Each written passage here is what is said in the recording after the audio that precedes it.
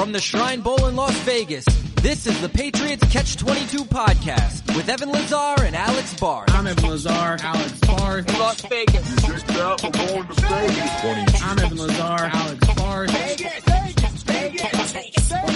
Here is Evan Lazar and Alex Barth. In Las Vegas. Hello, everybody, and welcome into a new edition of the Patriots Catch-22 podcast right here on Patriots.com, live from the Shrine Bowl, I should say, coming to you from the Shrine Bowl in Las Vegas. Evan Lazar, alongside with me, as always, is Alex Barth. We're doing this right after day 3 of Shrine Bowl practices at UNLV. That's a tongue twister a little bit. A little bit. UNLV. Today is the final day on a college campus because tomorrow, Alex, you are going to go see the Taj Mahal. Is that what they call it? The greatest no, I'm just kidding. We're going to go to Raiders headquarters tomorrow in Henderson. That's where the final day of practice is going to be for the East and the West team. The Patriots will practice in the morning. The East team will practice in the second part of practice. I wouldn't call it the afternoon necessarily. Later morning. But anyways, we're going to focus on day 3 here today. That's what we just got to take in. And I think as much as we want to get into the prospects, and we are going to get into the prospects here in a second, the biggest takeaway was something that Troy Brown, the head coach of the West team for this week, said after practice, and he mentioned the weather. And I know it's a little bit silly to be thinking about the weather in Las Vegas. Typically, you think it would be hot, but today it was actually pretty cold this morning. As you mentioned multiple times. I did complain about it a lot. It was poor Evan has to go watch football practice. He gets to go stand out in a drizzle. Boo-hoo. It was cold. It was raining, as Alex just so eloquently mentioned. No, it was a New England day. It was probably like, I think the car when we got there said 40 degrees. Yeah. Raining on and off. It got harder at times. It was not an easy day. Yeah, it was cold. And Troy Brown mentioned that if these players were to be drafted by the Patriots, as you can probably imagine, they're going to play in some cold weather games, not only at home, but also some cold weather games in Buffalo. He mentioned the Jets in New York. And not only that, they're going to have to practice in those games too. Like, you can't just kind of tap out of a day of practice because it's cold and raining. Right. So this was a really nice test. And I think that it goes to the whole week of why we are here, why we're here, why they're here, as in the Patriots coaching staff is what I'm referencing there.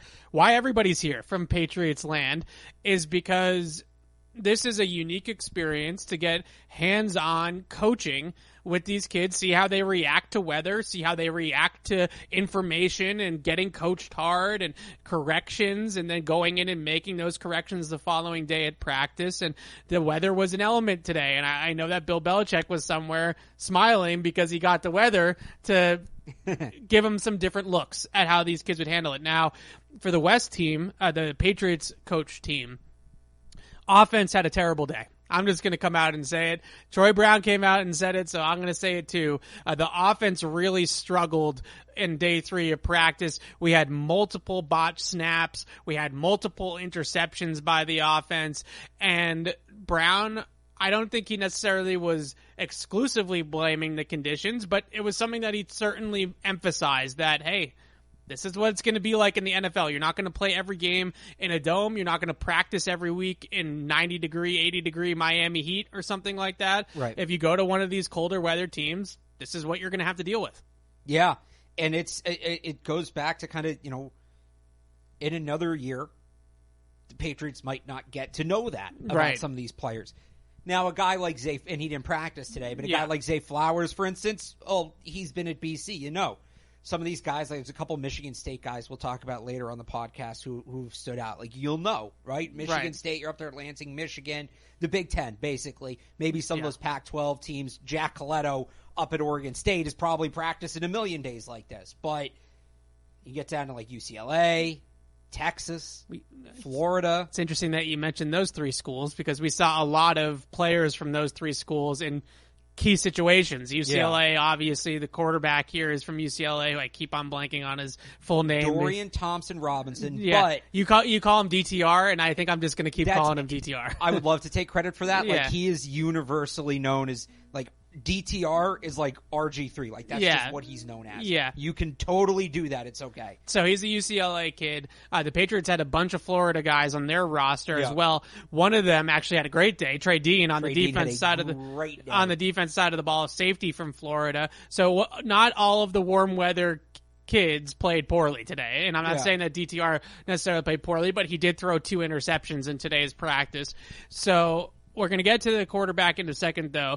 Where I want to start is with Trey Dean and a couple of the defensive backs that I think have really stood out and solidified themselves here as strong day 3 candidates. I don't think any of these guys are necessarily going to creep up into the top 100, but the 2 guys I'm talking about, one of them is, of course, Dean, and the other one is Keitrell Clark from Louisville, who is on the East team, but basically dominated East practice for stretches of time, I would say, this morning. For the second day in a row. He did it yesterday, too. Just fantastic. Now, let's start with Dean.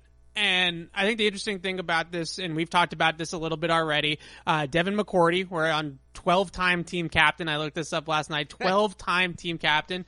A guy that was the only time Devin McCourty wasn't a captain is when he was a rookie with the Patriots. Right. He's been a captain every year since.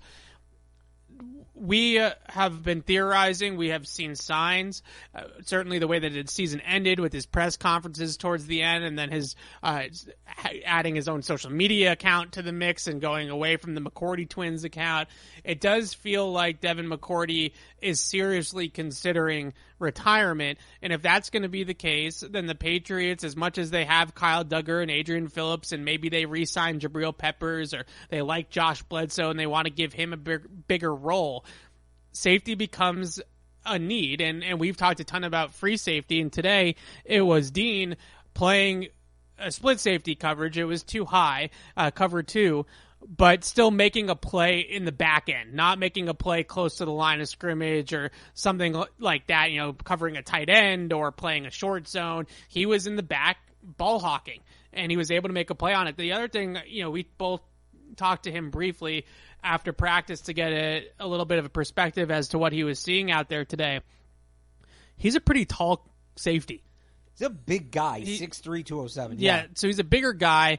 That probably lends itself more to that Kyle Duggar type of role, you would think, a box safety or somebody that's going to play over the slot. But I was really impressed by his ball skills today. I thought he made 2 great plays on the football. The one up the seam in cover 2 in particular was a veteran-like play, kind of baited the quarterback to sleep, jumped the route, and was really instinctive and rangy back there. He even told me, and I don't know how many defensive backs I've heard say things like this, and maybe this is just confidence, I don't know, but he told me he knew, and I'm paraphrasing, he knew the quarterback lost track of him. Yeah. Like, didn't know where he was. And, again, like, before the ball was thrown, that's how he knew to kind of get in that spot. Right. Maybe he's just being cocky.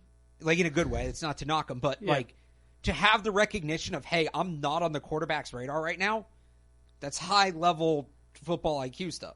It is. It was interesting, too, because I asked them, the Patriots are running a couple of Tampa 2 coverages as well, where typically that seam, if it goes vertical, number 2 or number 3 goes vertical and Tampa 2, then the middle linebacker is responsible for carrying number 2 or number 3 vertical, and it's not the deep safety. But he told me that it was straight cover 2, which means that that's a route that the quarterback probably thinks is open when he lets go of the football, because he's getting behind that second level. The linebacker's not turning and running with the seam, so he's thinking as the quarterback that it's splitting it, right? That he's splitting it right down the middle, and those 2 guys are going to be widening at the snap towards the boundary, towards the sideline.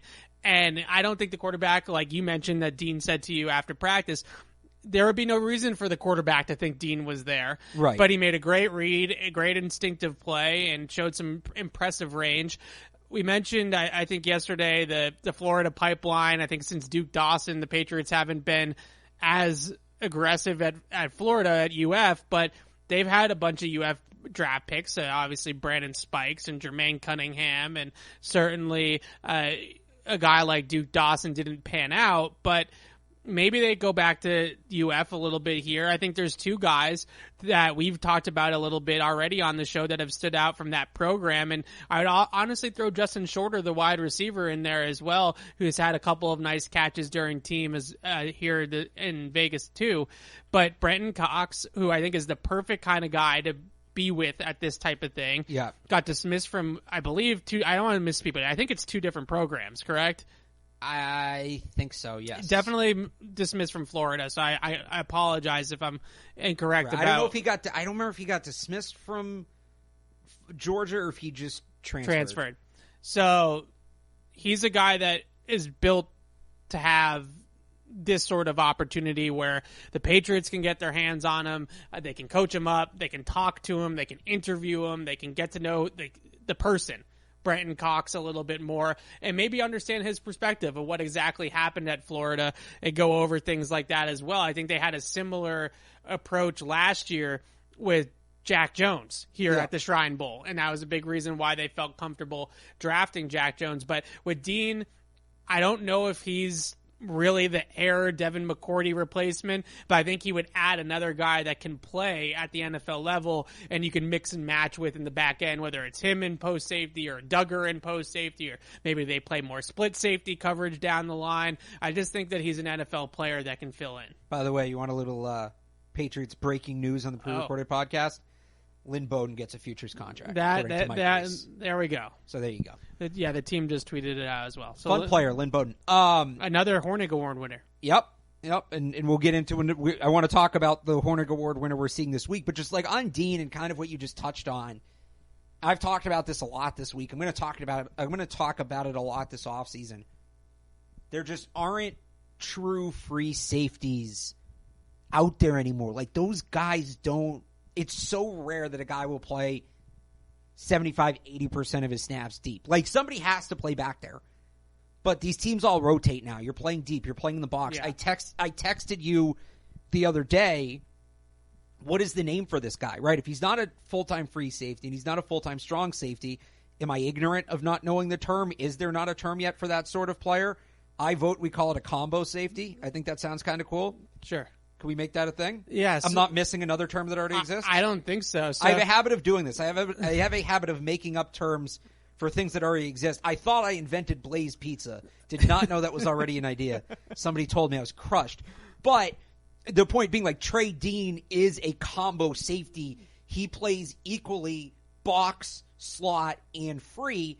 And what the Patriots, to get back to the point, what the Patriots might have to do, if they're not going to go out and get a guy like Travarius Owens, who is one of the true free safeties in college football, it might be free safety by committee. But what that means is you can't just stack up on box safeties and throw a couple guys back there.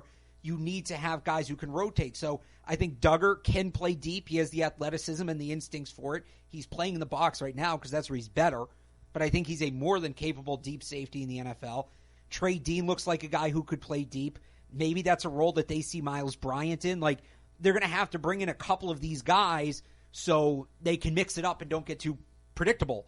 And Trey Dean, like, if that's going to be the plan, Trey Dean is a great fit in terms of a guy they can bring in. I like that you mentioned predictable because I don't think that they were necessarily predictable with Devin McCourty either, because McCourty can play back. Well, he's just so good. Like, right. It wasn't right. But I think what would be interesting with a guy like Dean and Duggar next to each other in the Patriots secondary as that passing of the torch, they would be somewhat interchangeable.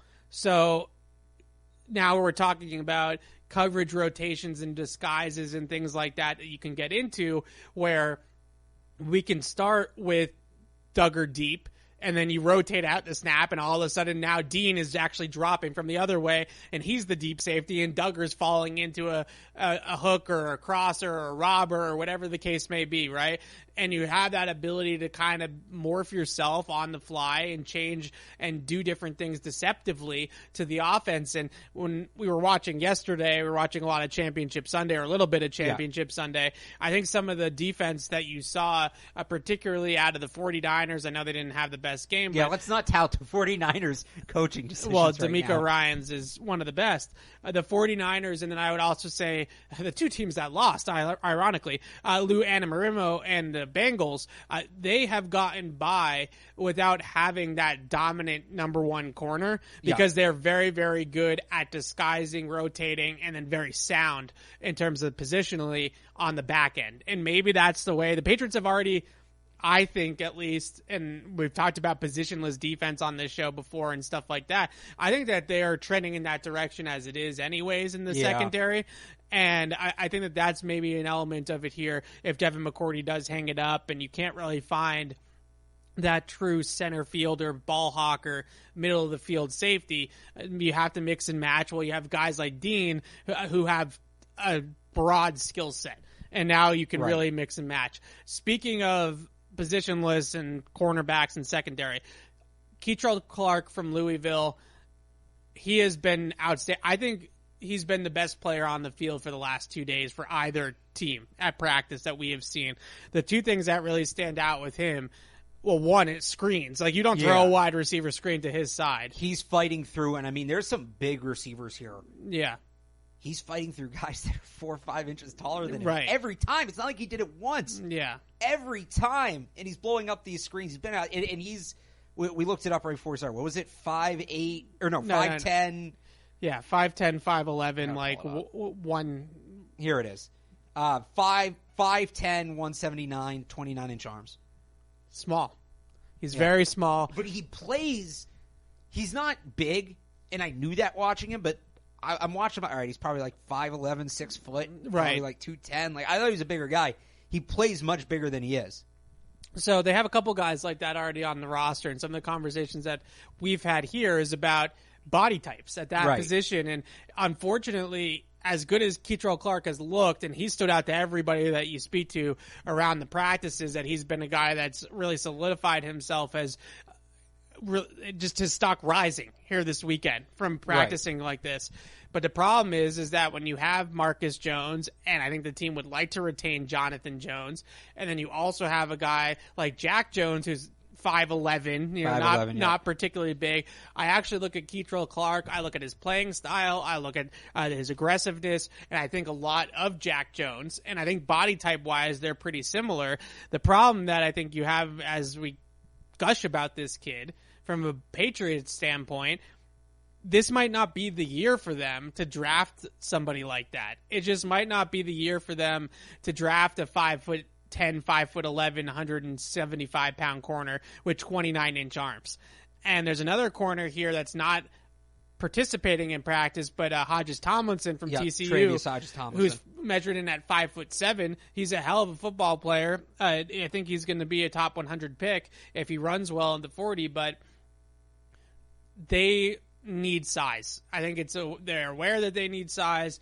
They need to get bigger at that position, because even if you don't have that Stephon Gilmore, Darrelle Revis dominant number one guy, you have to have somebody that you can put on the boundary in certain matchups against bigger receivers and be able to compete with a T. Higgins, to be able to compete with a Devontae Adams, a Mike Williams with the Chargers. I mean, you can go through the teams that made the playoffs this past year, and if you want to be in that mix, you're going to play some bigger receivers, and you don't currently have anybody on your roster that can size match up against those guys. Yeah, I mean, the interesting thing to me about Clark is they have, so first of all, we should specify this. He's on the East team. The Patriots are not working with him. Yeah. And I wish they were, because the Falcons are playing him almost exclusively on the boundary. Yeah. And he was mainly a boundary corner in college. I have his splits here from last year. He played 423 snaps on the boundary, 252 in the slot, and then he made a couple, like, handful here and there. But he's not a slot corner, right? He's not. So I think Jack Jones is the comp, where he's a little smaller than Jack, but, like, he doesn't have the size you want on the boundary, but it's not like you're trying to turn a guy from a slot corner into a boundary corner. But like you said, they need size there. And Clark's a projected mid-day 3 pick. That's going to go up after this week. But if they were to, like, double up at corner and go get one of these big corners in the top 50 in the first or second round, whether it's, you know, a guy like Joey Porter Jr. or Keely Ringo in the first round, or like Devin Witherspoon, some people think might fall. I think he's a good player, but, you know, one of those guys, Christian, I'm blanking on his name, the kid from Oregon in the second round. Yeah. Gonzalez? Is it in the fourth? Like if they want to get that guy, right? But if they want to double up at corner, yeah, sort of like last year, right? They went third, fourth, right, with corner Marcus Jones, Jack Jones. Like if they were to do something like that again, Keitrell Clark would be a good addition. Yeah, because you look at it, Jalen Mills is going to be a free agent. Who knows what's going to happen with John Jones? Like they do kind of have a long-term need there, just in terms of depth. Absolutely. So I wouldn't mind doubling up at corner, but if Keitrell Clark is the one corner they walk away from this offseason from, like as good as he is, you're right, they need the size. I should say, like if they sign a couple of big corners in free agency and then draft Keitrell Clark. So you mentioned right now he's like a mid-day 3 pick. Maybe he ends up slipping into the 4th round now because he had such a strong week here. If he puts out a good combine and the good interviews and all that kind of stuff, you might be looking at like a 4th round guy now. I still think that in that round, like you mentioned, they still need to add a bigger body at that position, and it probably should be somebody that has a little bit of a higher pedigree, like a Joey Porter Jr. or Ringo or someone like that, like you mentioned. But I still feel like once you get into day 3, and I've always believed this, once you get into day 3, it should just be about getting players that you actually think are rosterable talents. Just add good football players. At that point, it's like you can't get too picky. And I think the Patriots fall into that category often as well. I mean, if you look at their track record, there's a lot of guys that don't necessarily fit the size prototype. But once they get out of a certain part of the draft, they just say, Marcus Jones might only be 5'8", but we know he's a damn good football player, and we're going to figure out a way to make him work, whether it's in the slot, whether it's on special teams, like he's going to contribute to our football team. I think a guy like Keitrell Clark falls in that category of, if you're on the board in the middle of the 4th round, would you rather reach on or just kind of go with a projection pick on a guy that's 6'3" just because he fits the mold of what you need, or go and get a guy that can play football at the NFL level? I think Clark, they did some kickoff drills today. He was getting down the field well on those too, so that's probably something they noticed. Yeah, absolutely. Okay, so who else stood out to you other than those two? I think those were the players of the day, as we've tried to do every single show. But there's some other guys that also stood out to us, I would say, just not just today, but maybe as a culmination of the 3 days as well. Well, so I've been like tweeting out a list each day of who stood out to me. So from the East team, this is just numerical. You tell me if you saw any of these guys. Joseph Nada from Clemson, the wide receiver. We just talked about Clark. Anthony Orji from Vanderbilt, the linebacker, had another big day today. I really like him. I think that he's got – a lot of people have asked me about, is there any linebackers with some speed? I think he's got a little bit of speed to his game, but he's also not a small guy, right? He's not one of these Nakobe Dean type linebackers who's 5'11", 210 pounds, really built more like a safety. I think 6'1", 230. Yeah, I think that's got enough size in today's NFL to be able to do that. Now, the Patriots are typically more in that like 245 range, but maybe you get them into the program. But they have been trying to find this guy. Yeah. They have been trying to find this guy. So I don't, like, between drafting And I've done this before. Mac Wilson, McMillan, like, yeah. They're maybe not all in on that position, like exclusively finding those guys at linebacker, but I do think they want that guy, and he's been good. Other guys from the East team, Dante Stills, the defensive tackle from West Virginia. He definitely rushed the passer. I was high on coming into this thing. He looked really explosive in one-on-ones today. Behind Christian Barmore, right? Daniel Ekuale is a pending free agent. If you want another interior pass rush specialist defensive tackle, Christian Barmore Insurance. Dante Stills kind of looks like that kind of player, 6'4", 290. I would also pops out of his stance. Christian Barmore and Daniel Ekuale played some snaps together. Yeah, on the it could be that too. Yeah. If Daniel Ekuale ends up walking, I think that a guy like Dante Stills, just from the look of him, looks a lot like the same type of body type as well, and maybe could fit into that role again. Another like early third day, day 3, midday 3 type of guy.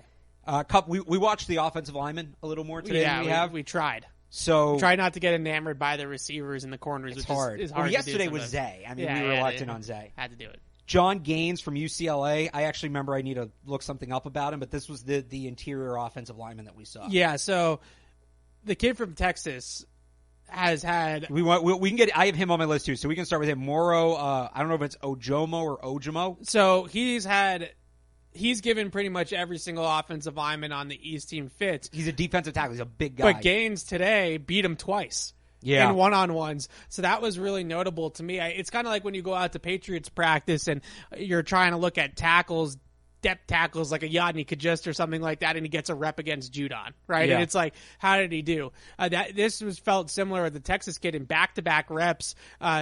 Gaines stoned him. Yeah. In one-on-ones. And I think what's really cool about one-on-ones at this game compared to training camp is that you just have, like, an outside perimeter circle around the drill that's just scouts, probably some GMs that I didn't recognize or assistant GMs, and then, of course, me and Alex, the two jabronis.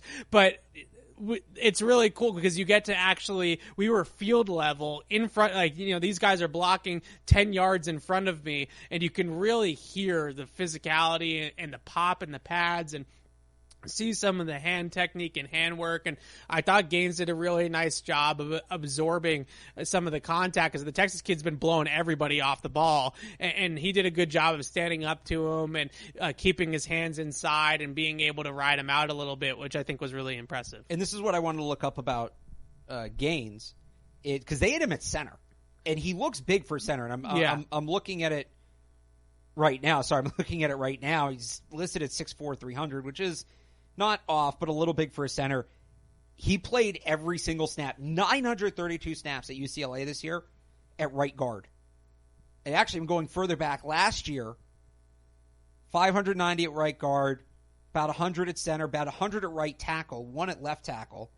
Was mainly a right guard the year before that, and in 2019 was a starting left guard. So he's played in a lot of spots. He looks good. He looks competitive.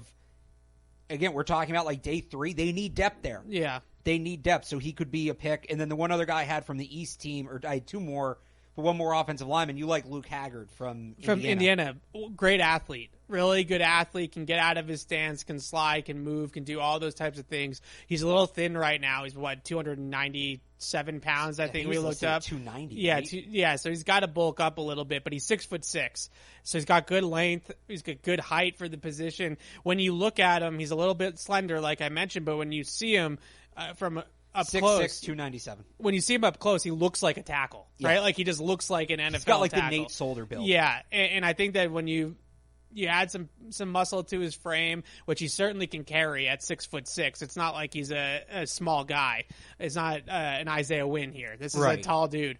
So at 6'6", I think he can add some muscle to him. But the one thing that I looked at in particular today, and I think the general consensus is that this is not a great group of tackles here at the Shrine Bowl. These are more guys that are going to be competing for NFL roster spots come August, not necessarily solutions at the tackle position long term in terms of starting tackles like the Patriots might need. It's not, there's no Broderick Joneses here this week, right? Those guys are not participating in these events. So I think I look at a guy like Haggard, and I see a guy that potentially could be on an NFL roster, maybe develop into something a little bit more if he can add some weight. But clearly out of this group, he was the guy that stood out that consistently got to his landmarks, consistently got his hands on people, didn't get pushed around too much, and was protecting his edge, and cleanly protecting his edge for most of the game, or most of the practice, which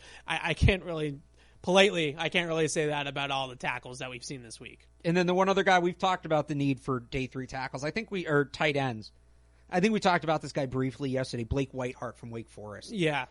Looks a little bit like a better inline blocker than Barker, right? From Barker. Michigan hang on. State. Let me get. So we talked about Daniel Barker too. Barker's 6'3", 241.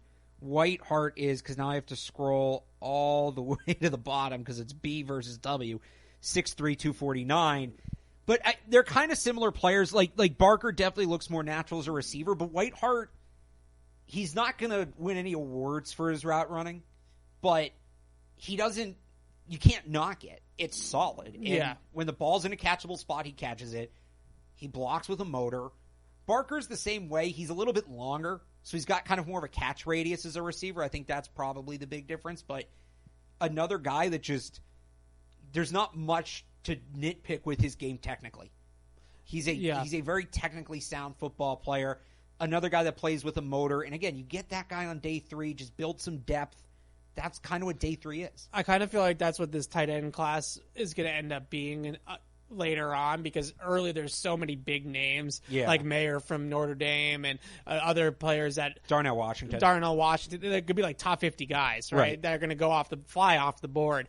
But in this class, what you're probably going to see in tight end is a lot of guys that go top 50. Like there's probably going to be 3, I think at least 3, maybe 4 tight ends that go in the first 2 rounds. And then there's probably going to be a big lull, right? Where there's not a lot of tight ends that don't go until day 3. And I think the Patriots with Hunter Henry and Jonnu Smith they're more in the day 3 conversation. We're looking to fill the tight end 3 spot. And I think both the guys you mentioned, the Wake kid and the Michigan State tight end Barker, I think both those guys have potential to be tight end 3s, maybe give you something, whether it's Barker giving you some juice in the passing game or the Wake Forest prospect giving you some juice as an inline blocker. Blake Whiteheart. I think both of them can do that. And they both, I was watching both teams did kickoff drills today. I was watching both. They both looked capable in kickoff coverage, which they're going to have to be. All right, players I had from the West team. Demario Douglas didn't do a lot late. It's interesting. But he was running some really nice routes early in one-on-ones. So I think we uncovered a little bit of something here in terms of how these rosters are constructed. Yeah. And we're going to talk, we're hoping to have a guest on tomorrow, and I don't want to give it away. It's going to be a big surprise. It's not Bill Belichick. It's not Bill Belichick. But we're hoping that Eric can give us a little bit. I just gave it away. Eric Galco is the director here. We're hoping that Eric can also give us some insight into this. But basically, the teams do have a little bit of input on who gets put on their roster. It's not 100%. They might give them a little short list and say, hey, we really want to work with these 5 to 8 players or something along those lines. Right. And it was interesting today, towards the end of practice, it felt like certain guys that maybe weren't getting reps in the first couple of days, they tried to fill in the reps a little bit here today. And it's Douglas, right? Because the other one's Daniels. And Demario Douglas. There's Demario Douglas and Dallas Daniels. It's very confusing. And their numbers 11 and 12, and they both kind of play that quick twitch slot receiver.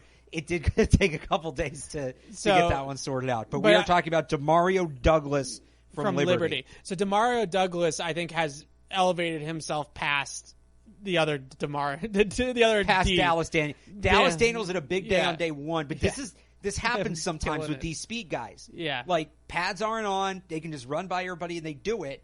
But we've had padded practices here last 2 days, and you've seen certain guys emerge and other guys maybe fall back, and that tells you something. Because when there's actual contact, when you actually have to be able to muscle through somebody, when you have to actually be able to be physical, who's able to still make the plays and who isn't? And Douglas yesterday and then early today, before he kind of, and we don't know why, we didn't take part in the second half of practice, but he's a smaller guy. Let me go back to my measurements page again. So Douglas, but he was beating guys up. When you look at that up, Douglas, we talk a lot 5'7", 175. So he's very small. But we talk a lot about tiers as well as some of the other things that we harp on here. And we talk about tiers with prospects, and the Patriots do speaking of tight ends, Dalton Kincaid just liked my tweet. There you go. We do this with the Patriots do this. We know they do this. Yeah. Michael Lombardi's talked about it, and there's been other things out there about they put players into clusters or into tiers, and they pick from that cluster, and they might look. This is why the Patriots move up and down the draft board so much, is because they might look at it and say, we think that these 5 players are comparable at a position or in a part of the draft board. So as long as we come away with one of those 5, we're good with it, right? Right. And that's why they move up and down the board so much. Zay Flowers is like top 50, maybe even day 1 version of what we're talking about. The top of this, the top of this ladder is Jordan Addison, right? And then it's Zay Flowers, right? And then you get into like Josh Downs, Tank Dell, right. Tank Dell, Rakim Jarrett, and then you're talking probably you get to Demario Douglas, but he's kind of pushing Rakim Jarrett and Tank Dell in that range. So basically what we're getting at is if the Patriots don't go for the wide receiver that we're talking about, this quick twitch inside slot receiver, in round 1 to let's call it the first 2 days of the draft. Then a guy like Daniels is somebody that can maybe Douglas. God dang it, I'm gonna get it by the end of this. Douglas is gonna get drafted, get to show up to the first press conference. So Daniels, what's going on, man? Douglas is somebody that if that falls through the cracks a little bit. You saw him at the Shrine Bowl. You coached him at the Shrine Bowl. You come back in the 4th or 5th round and you scoop him up then. And you still have somebody that you're putting into your pipeline that has that bursty, quick twitch, whatever you want to call it, type of slot ability. I think what really stood out about him over the last couple of days is his ability to separate at the release at the line of scrimmage and really put some guys in blenders on slants and quick routes over the middle and things like that. Some dig routes. He absolutely dropped the corner yesterday on a slant and one-on-ones. The guy fell flat on his face trying to cover him out of the release.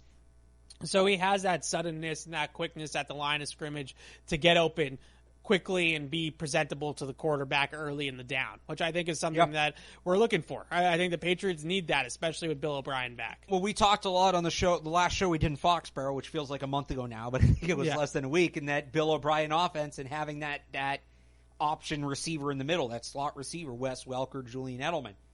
I think I don't know that he's going to do it at the level of Welker Edelman. Yeah. But he's a guy that I think could realistically have a shot at handling that role. Yeah, I agree. And I would also, just to wrap it on him, on Douglas. Did I do it right? Yeah. Demario Douglas. Douglas. Whew, it's been a couple days. There's so many names. Like it's been like I know. I don't want to sound uninformed. There's just so many damn names. No, and it's actually easier to do it by numbers. Honestly, I do it by school, and it's. I felt bad yesterday because Chase Bryce, who's the quarterback for App State, who personally I'm a fan of. Yeah. Not just his game, but if you go look up what he did after he threw the Hail Mary touchdown against I think it was Coastal, whoever it was against, and when they rushed the field, he's helping fans on, but just a cool guy. And he made a nice throw yesterday, and I wanted to tweet about it, but I did Austin Bryce instead of Chase Bryce. So the A in my head for App State. So he retweeted it, but I felt bad because he deserved the credit. But there's a lot of names, a lot of numbers. It's all flying around. But last thing on Demario Douglas. So I think that he's going to contribute in the kicking game. Yeah, they had him working as a kick returner today. Because he's got some speed. I think he can do that. Shifty. We'll see if he can tackle, because I think he might be able to cover kicks with that speed as well. Yeah, that's going to be a size question, but yeah. Yeah, so we'll see. Well, but it's just a fun jitterbug, like a fun, quick jitterbug type of receiver. I love watching those types of receivers. I think we all do, but specifically in these types of settings, it's fun. It's fun to see those guys create a bunch of separation and get open and do some different things. All right, so... Wait, I still got more players from the West team. I know. Where I was segueing into your next players. Go ahead. Do you know who my next player was? No. So how are you going to segue? I was just giving you the floor. All right. So one more offensive player, because it really was a defensive day for the West team, but Mo Ibrahim, the running back from Minnesota. This is kind of a collective thing, not just today. It's not that he made one great play. He did have a nice run during that red zone period, but he was a bowling ball back. Coming out of Minnesota, you watch him ran for 1,600 yards this year, third in the nation. It was like that for 3 years. That's what he did. And I talked to him on Friday, and his big thing, he kept saying all around, he kept saying all around back, all around back. That's what he wants to show teams he is. He wants to show he can contribute in the passing game. Says he's built a little bit of a relationship with Shane Vereen, who obviously was pretty good at that. And he's looked pretty good catching the football. He's looked pretty comfortable. He caught a pass in, I think it was one-on-ones, that we were standing right on the sideline floor, and he got open at the top of the route. This is a big back, right? This is a guy that's thick, right? Just doesn't. He looks like Kevin Harris, right? He looks like that kind of back. Hang on, I'll get his measurement. He made ran a really nice route, got open, lost the linebacker, and was able to get open down the sideline and take it the distance. Now it's one-on-one, so I don't know if he would have actually taken it the distance, but you get the idea. For a guy who didn't do that in college, I think he caught 6 passes last year, who really didn't do that in college, he looks very comfortable doing it. And that doesn't mean he's great at it, but it tells you that there's probably some room to improve there. Yeah. That it's something he can get good at, and that would be big for him in terms of his evaluation. Yeah, absolutely, because he's put up absolutely ridiculous numbers at Minnesota. Talk about production. Video game numbers at Minnesota. All right, who else is on your list? All right, so now we're going to get 5 more. Drake Thomas. 40 minutes in. Trey Thomas, linebacker from North Carolina State, had that interception late. Yep. Another one of these quicker linebackers, second-level guys. He's somebody that a lot of people view as a sleeper in this draft. So one of them was Trey Dean. We already talked about Trey Dean. He obviously had a very big day. Mo Diabate from Utah. I've kind of been waiting for him to pop. And don't say the play call too loud, though, Mo Diabate. Yeah, that's true. He was calling the plays out. He's like screaming them. We're sitting in the stands, and he called out the call. I don't want to call out the call because I don't want to give it away, but he called out the call, and I knew what the play call was for the defense. I mean, it was a pretty basic call. Right, I'm not saying it was some ridiculous call, but I was like, oh, well, now I know what they're playing. And one of the Patriots coaches, who will remain nameless for this purpose, he shouted at him and said, "Hey, quiet down! Don't tell the offense what the call is." Yeah, it was pretty funny. But you know what? On that play, what does he do? He blew up a run in the backfield. Just shot right through a gap, blew up the run. I talked to him a little bit after practice. He said he's been very comfortable, specifically like in the Patriots defense. And we know that a lot is asked about a lot is asked of middle linebackers. He went to Utah, right? In this defense. So 3 years at Florida, transferred to Utah. Okay, so because I remember the story now. Yeah. It's interesting that at Utah, because Devin Lloyd came out of Utah. So Devin Lloyd leaves. Right. He plugs in that role where Devin Lloyd left. Like, he took over that role. That would be so freaking Patriots to take the day 3 Devin Lloyd after seeing him at the Shrine. Like, that's by the book. I mean, you can. Well, you remember my conversation with Diabate earlier this week, right? Where he's talking about Willie McGinnis and Teddy Bruschi. He knows. And then he goes back to Jack Lambert. He knows. He's like, they passed on Devin last year because it was too high to draft a linebacker for them, but now they're going to come back and get me in the 4th round. Yeah. They knew. So I also have PJ Mustafer from Penn State. Had a sack during team, had a couple nice one-on-one wins. I see him more as a kind of a run-stopping interior lineman, so that just sort of stood out, that he's making plays in the passing game. Look, a lot of these defensive linemen have gotten after the quarterback the last couple of days. This offensive line group has had some trouble. So it's going to be interesting to see with some of these defensive line. Like, some of them I think are for real. Stills, I think, is for real. Yeah. And he's winning against Jackson Kirkland, who's probably the best lineman here. Now, he's a guard, but he's the best one here. But, yeah, we're going to have to see. And then Truman Jones from Harvard had a sack. Harvard kid, yes. He had a pass deflection. I saw him. He looked good in one-on-one. So he's kind of looked like he's been there all week, right? But today I thought was his best day. He had a nice day today. Who's the quarterback that you've been ragging on? The quarterback? Yeah, the quarterback. You tell me that he can't play. Tommy DeVito. He's not my favorite quarterback here. Of the 3 West quarterbacks, like I said, I like Chase Bryce. I think he's got a really good demeanor for the position. He's a little bit mobile. Dorian Thompson-Robinson, 5-year starter. Yeah, we're going to get to him in a second. Very high football IQ, has thrown the ball incredibly well. You watch what Syracuse did with DeVito there, and then Illinois last year, I never got the feeling his coaches trusted him. And that's my biggest thing with him. I think there's some natural ability there, but it seemed like the way teams handled him, that there's some sort of unknown there that for whatever reason he never really – you want your quarterback to take control. He never really felt like he was in control either at Syracuse or at Illinois. Made the best throw of the day today. In a bad offensive day, he made the best throw. He did for the West team. I'm trying to think if either of the East quarterback. Tanner Morgan made a nice throw on the run. Full field progression in the red zone. Went 1, 2, 3 right to left and hit the backside dig for a touchdown in the back of the end zone. That was one of the better progressions that any of the quarterbacks have had all week. Okay, well he also dropped 3 snaps. I'm not saying that he could play. I just thought it was funny. Let's give Michael Jefferson credit for the catch too. The wide receiver from Louisiana, the Cajuns, made a nice catch in the back of the end zone. But it was funny to watch him look right. I think it looked like a little bit of like a snag or a corner concept, and it came off that, and he came over the ball. That receiver was covered, and he came to the backside dig and finally found the open guy and hit it. And I was like, hey, that's a full field progression right there. You know what? And he's a Bielema guy, so there's that Patriots connection. He's going to have like somewhere, maybe not New England, but he's going to have like a Brock Purdy run somewhere. You're going to rub this in my face. I just know it. Before we move off quarterbacks and wrap up here a little bit, I do think we should talk about DTR a little bit because he has impressed a lot of people with how he's thrown the football. He's been the here. best quarterback here. Either team. So he had a couple rough interceptions today, but the whole West team offense played terribly. So one of those, I think the receiver ran the wrong route. Yeah, I think you're correct.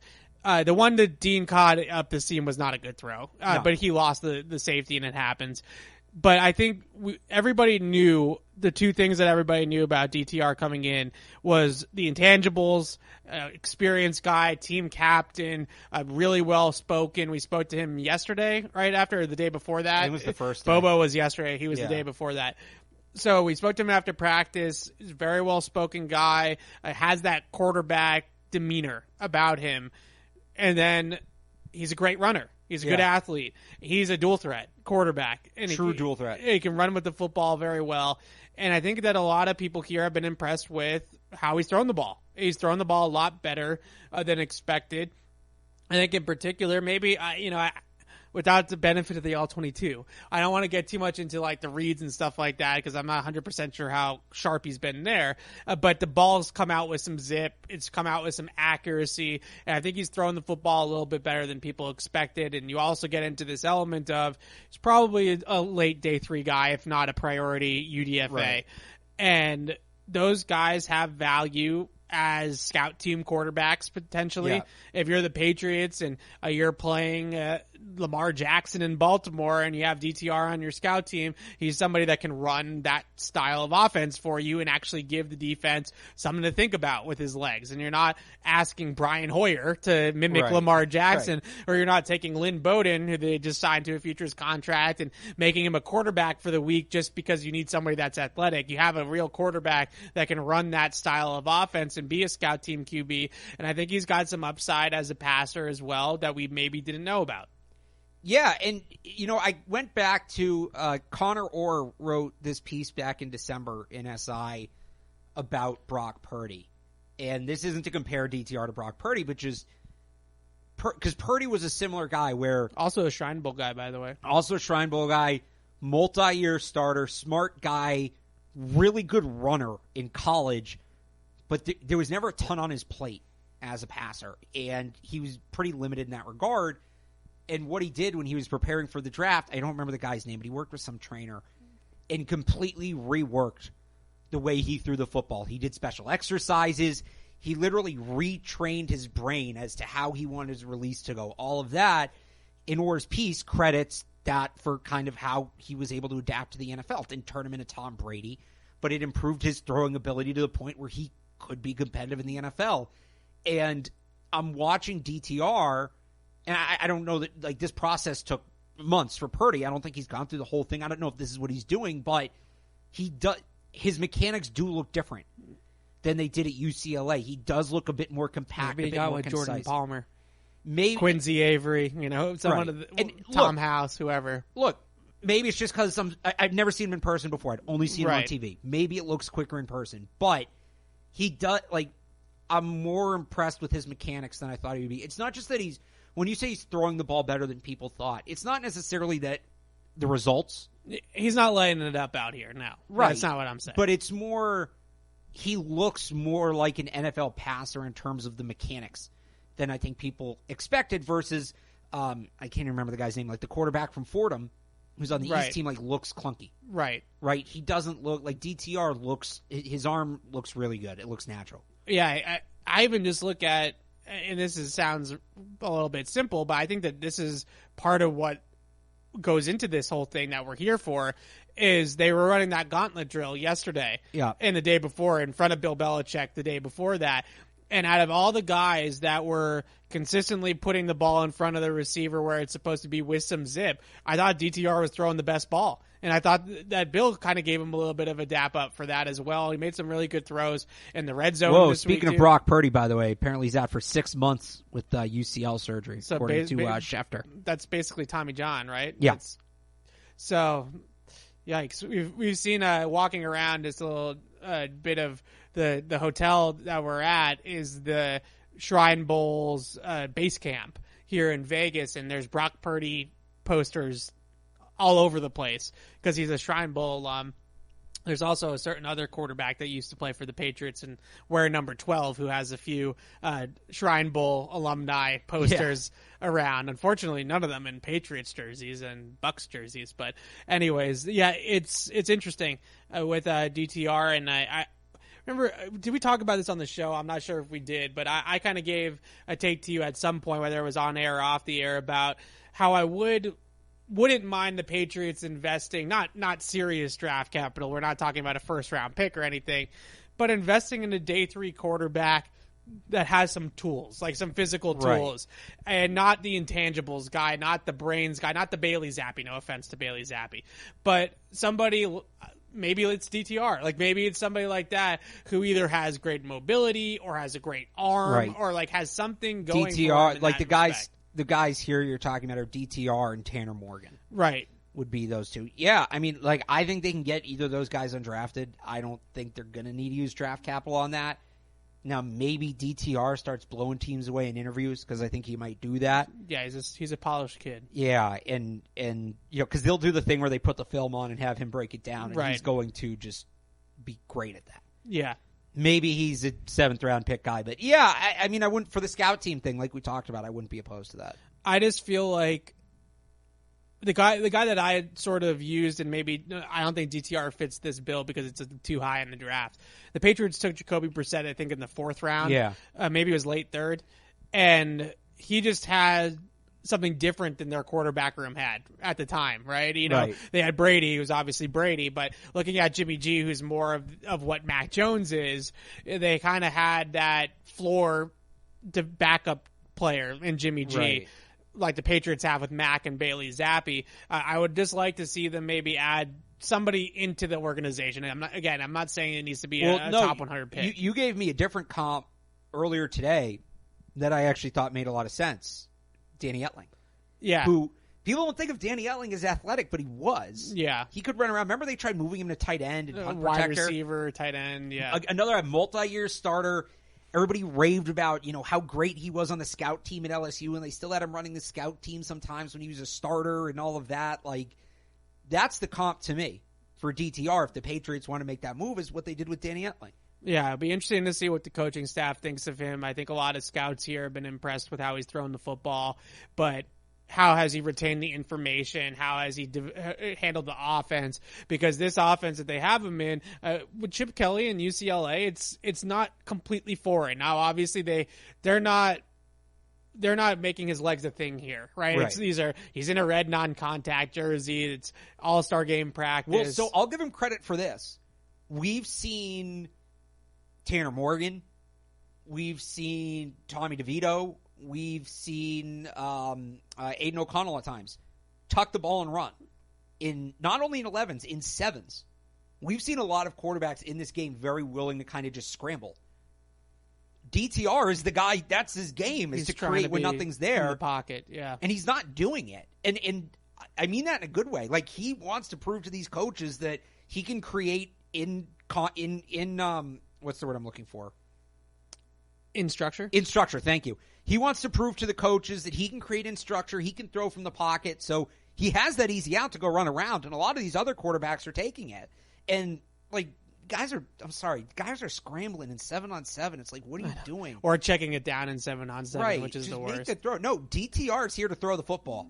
And that's awesome to see. Yeah, well, we just hyped him up, and he's going to be the next Lamar Jackson. You heard it here first. No, we're totally kidding. Maybe Tyler Huntley, though. Maybe Tyler Huntley's not a bad comp. Maybe that's a comp for him. Okay. Yeah. I wouldn't. So somewhere between Brock Purdy, Tyler Huntley, Danny Etling, that sort of thing. That we just went from Lamar Jackson to the rest of them, basically, is what we're saying. Anybody else, Alex, before we wrap it up, I want to make sure we get everybody off the iPhone there and into the podcast. Well, Michael Turk didn't punt today. So he's so out. upset. Well, no, I did dap Alex up after the practice, though. He said hi to me. Yeah, he's got a fan club. I wish we'd seen him or Jake Moody, the kicker, who we haven't seen kick one field goal. I wish we would have seen either of them do kickoffs, because I think the Patriots would be interested in both of them. But they're going to need a kickoff guy, right? So when I said they did kickoff drills, they did it with the jugs machine. So I was kind of bummed we didn't see that. I mean, I think that's I think that's it. I think I've talked about all the prospects I wanted to talk about today. Well, the Patriots... Oh, actually, can we quickly talk about one prospect that isn't here? Sure. All right, DeJuan Jones had his measurement yesterday at the Senior Bowl. Yeah. And so this is the guy, you've heard me talk about him before, Ohio State's right tackle. He's listed at 6'8", 360 to begin with. And he has the wingspan, he's a 90-inch wingspan. Oh, my gosh. He has the wingspan of somebody who's 7'6". I'm looking at it right now. I pulled up on Twitter to find the measurement. This is a direct quote. The equivalent of a full-grown male crane. And what that means is when you have arms that long, as long as your technique's solid, nobody's ever getting into your body. Yeah. Right? So this is a guy that's projected second-round pick right now. I have said I think he's going to sneak into that top group with DeJuan Jones and Paris Johnson and Peter Skronsky. Yeah. Broderick Jones. Douglas Daniels, Jones. Jones, we know in New England. Yeah. Like, all of the measurables, 6'8", 360, 90-inch wingspan. He's a monster. If he all he has to do is, like, somewhat back it up on the field. So what's interesting about it too, and this is what we do. This we is always actually open the last thing. We always Like, open the Pandora's box. I didn't want to admit that I had no more prospects to talk about. I've never admitted that before. I didn't want to do that. So Paris Johnson, the left tackle for Ohio State, is the guy in this draft. I think will probably end up being a top 10 pick. Okay. Because he's the top tackle in the draft. You like him better than Skronsky? I think so. Okay. There's still time. These rankings are all going to change, but initial looks at Skronsky, some NFL teams think he might be a guard, and I know you. Here we go. With this I know thing you again. hate. I know you hate that. I didn't even as it was coming out of my mouth. I was like, oh god, this is going to open a whole nother thing we don't have time for right now. We will get into. We'll do it another time. Yeah, do it another time. I just want to know what you think of DeJuan Jones. But DeJuan Jones is classic Patriots of. Everybody's looking at the left tackle, but we were evaluating the film, and we actually really like the right tackle too. And maybe we end up getting the right tackle later than everybody picked the left tackle, right? Like that's so them. It's not even funny. And now I think that has gotten them into some trouble in the past because it's a different tier of talent, right? But in this case, I don't necessarily think that's the case. It's just if he was a left tackle, he'd be in that group. So to give But you look at, like, Orlando Brown being a free agent, right? Yeah. Orlando Brown and DeJuan Jones, there you go. It's the same guy. Yeah. You look at I think it was Cash Maluia, right? He came from Wyoming, I think. Yeah. And he was played at the second level with Logan Wilson at Wyoming. Right. And the Patriots, after they drafted Cash, they said, well, we did a lot of homework on Logan Wilson, and as we were doing the homework on Logan Wilson, this other guy kept popping on the film. It was Cash Maluia. Logan Wilson's now a standout player for the Bengals. Right? So this has gotten them into some trouble in the past. It has. I think this is a little different. I agree. I think so. But I think the path there might be the same. They're watching Ohio State. They're watching the offensive line, watching Paris Johnson. Now, the other thing is Cash was like buried, and that's Wyoming, 6th-round pick. DeJuan Jones isn't exactly a secret, especially now. I think it's totally different from that respect. I agree. I get wary of that because they've done it in the past. They have. I still, if they sign a left tackle in free agency, I'm going to be all about DeJuan Jones. Just a heads up. I'm with you. I think he's going to be a good player too. And you know, my feeling on Ohio State tackles and quarterbacks. All right, some logistical bookkeeping things.